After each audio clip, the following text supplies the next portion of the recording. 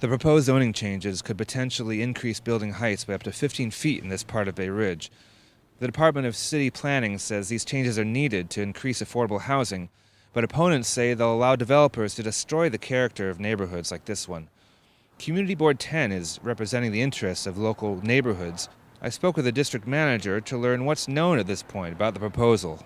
I mean, some of the concerns that we've heard from members of the public and members of the board have been how are these changes going to affect the density, height of several blocks in Bay Ridge where we have adopted changes only 10 years ago. We have beautiful street-lined streets, and to see how the new changes are going to affect our blocks, and will developers come in and add to existing housing units? Will they tear down and rebuild? I think those are some of the fears that people are calling us up with. And I think more, of a global look at it, what the citywide impacts are in terms of affordability and senior housing, I think is very important to this board. In our district needs statement, we've certainly been an advocate for both affordable housing generally as well as for seniors. So I think we're going to be looking at both aspects of the proposal as the board members undertake this review.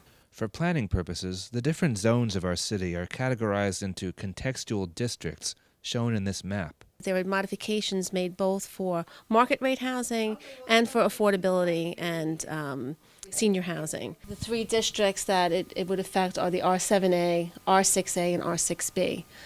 So those areas are highlighted in orange. So as we look at this proposal for the quality housing and affordability, we specifically are going to be looking at how the changes to the contextual districts R6A, R6B, and R7A, which affect us, what those changes would mean for our district as well as citywide. So in the R7A, for example, the proposed increase would be for market rate development an additional 15 feet, and in the affordability and senior housing, the added height bonus would be 25 feet.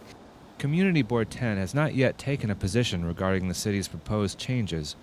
Preservationist groups in Bay Ridge and around the city have opposed it, while Catholic Charities Brooklyn and Queens has spoken out in favor of the plan.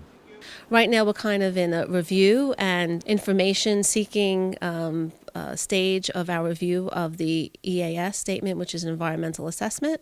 So we do have an opportunity to comment on the EAS by April 30th. We're going to be discussing that tomorrow evening. And then from there we will await the zoning text amendment, which is expected to come to us in the fall. Tomorrow, Community Board 10 will hold a public meeting to present information and discuss concerns about the proposed zoning changes. It will be held at 6 p.m. at St. Anselm Church in Bay Ridge. Reporting for Currents, I'm Konrad Aderer.